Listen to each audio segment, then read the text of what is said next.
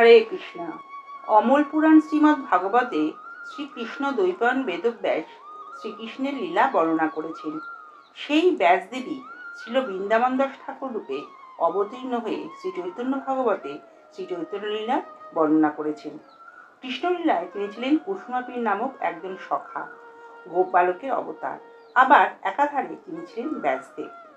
শ্রী চৈতন্য মহাপ্রভুর অন্তরঙ্গ পার্ষদ শ্রীবাস ঠাকুরের বড় ভাইয়ের মেয়ে নারায়ণী দেবীর পুত্ররূপে 1429 শতাব্দের বৈশাখী দ্বাদশী তিথিতে নবদ্বীপ ধামের অন্তর্গত মরুদ্রুম দ্বীপে মামগাছি নামক গ্রামে আবির্ভূত হন তিনি।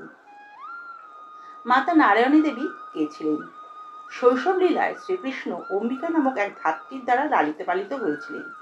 তার কিলিম্বিকা নামক এক ভগ্নী ছিল, যে শ্রীকৃষ্ণের উচ্ছিষ্ট ভোজন করতেন। সেই কিলিম্বিকাই নারায়ণী দেবী রূপে শ্রী চৈতন্য মহাপ্রভুর লীলায় আবির্ভূত হয়ে মহাপ্রভুর উচ্ছিষ্ট ভোজন করতেন। তিনি সমস্ত বৈষ্ণবেরই পূজনীয়া। শ্রী বৃন্দাবন দাস ঠাকুর মহাশয় শ্রীমান নিত্যানন্দ প্রভুর মন্ত্রশিষ্য ও শেষ ভৃত্য ছিলেন।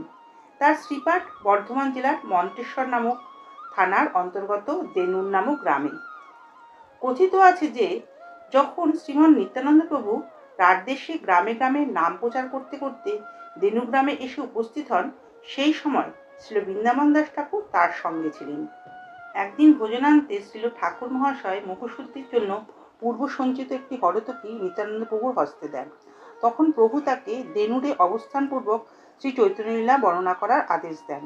তাই তিনি শ্রীমান নিত্যানন্দ প্রভুর আজ্ঞা অনুসারে শ্রী চৈতন্য ভাগবত নামক গ্রন্থ রচনায় প্রবৃত্ত হন এবং 1457 শতাব্দে তিনি তা সমাপ্ত করেন।